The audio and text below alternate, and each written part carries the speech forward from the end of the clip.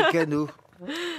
Ah, c'est à moi, donc c'était un lancement. Enfin, sauf c'était si une vous voulez transition. sauf si vous voulez la faire demain. Mais Non, on va la faire aujourd'hui. Écoutez, Charline, la terre ne nous appartient pas. Ce sont nos enfants qui nous la prêtent, disait un vieux sage amérindien.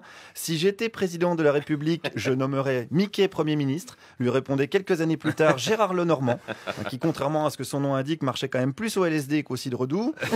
Où en est-on niveau perspective d'avenir? Pour le savoir, je me suis rendu ce week-end. Il y avait lieu le grand salon des grandes écoles, HEC, Sciences Po, des écoles de business, de management. Bref, tous ces étudiants qui, dans quelques années, occuperont des postes à responsabilité. Quelles sont leurs idées pour changer le monde? On commence avec une étudiante. Oula, je saurais pas, je sais pas. Non, là, je suis... La première chose à faire. Si on le savait... C'est bientôt vous qui allez diriger le monde, donc je pensais que vous aviez des solutions. Non, j'ai pas de solution, malheureusement. Comment on va faire alors? On est foutus. Ah, ça fait du bien. Ça fait du bien. Une bonne dose d'espoir au début, un grand enthousiasme.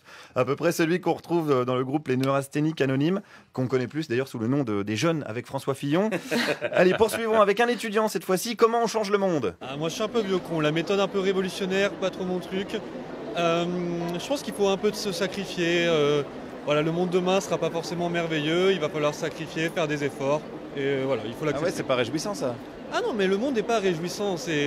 On a un discours aujourd'hui où on veut penser que tout sera merveilleux, qu'on va y arriver sans effort, que tout sera possible, qu'on pourra travailler moins, gagner plus. C'est pas vrai. Mais moi, je comptais un peu sur vous pour améliorer tout ça. Ah non. Youhou, ça vous dit un petit sacrifice? Mais il a raison, on est au bord du gouffre, alors ce qu'il nous faut, c'est un grand bond en avant. Mais d'abord, rappelons-nous des vraies priorités pour changer le monde. Il faudrait plus de Wi-Fi. Ça, c'est la priorité. Oui. Ah, voilà. Alors ça, concret. c'est important. C'est concret. Ça, c'est concret, c'est important, pour regarder des tutos qui expliquent comment bien s'ouvrir les veines. Puis une dernière partie de Candy Crush en attendant de se vider totalement de son sang. C'est vrai que c'est toujours sympa.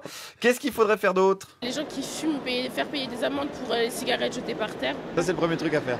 Non, mais ça m'indigne vraiment. Voilà, enfin une indignée, la Stéphane Essel du mégot, on l'a trouvée, contre ceux qui souillent l'espace public en jetant leurs restes de clopes, contre ceux qui salissent le bitume avec du goudron finalement. On avance.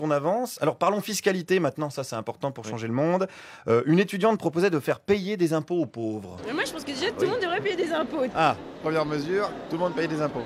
Mais au moins, ça, je pense qu'un tout petit peu, tu vois, mais ça responsabiliserait un petit peu. C'est-à-dire quelqu'un au RSA, il il faudrait qu'il paye des impôts. Non, mais alors pas du tout. Je ne vais pas passer pour la grosse meuf de droite, tu vois, qui dit n'importe quoi. Non, ça serait dommage. Ce serait dommage de passer pour une grosse meuf de droite qui dit n'importe quoi, alors qu'elle n'était pas grosse du tout.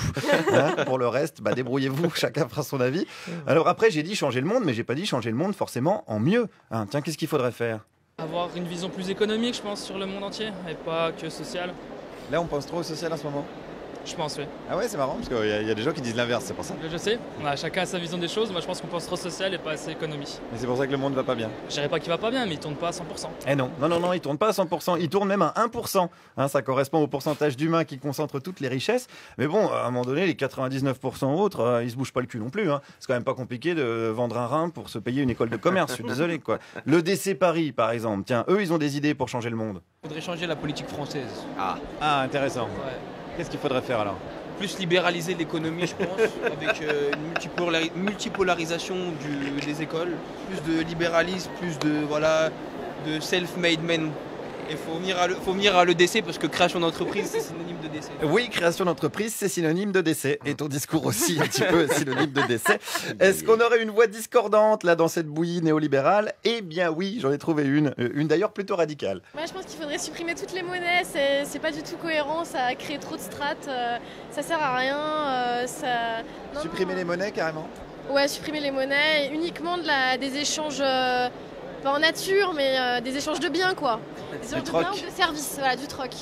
C'est vrai, et ça passe comme message en école de commerce, ce genre d'idée? Je sais pas, je l'ai pas encore diffusé, là, c'est la première fois, donc j'espère que ça va marcher. Eh ben, j'espère aussi, ma grande, sincèrement. J'aimerais bien assister à ton oral d'économie, notamment, juste pour voir les gueules des groupies d'Alain Minc et compagnie. Parce que pour l'instant, les enfants, d'accord, merci pour le prêt, mais en ce qui concerne les intérêts, c'est mal barré pour qu'on arrête de foutre en l'air les vôtres. Merci Guillaume Meurice.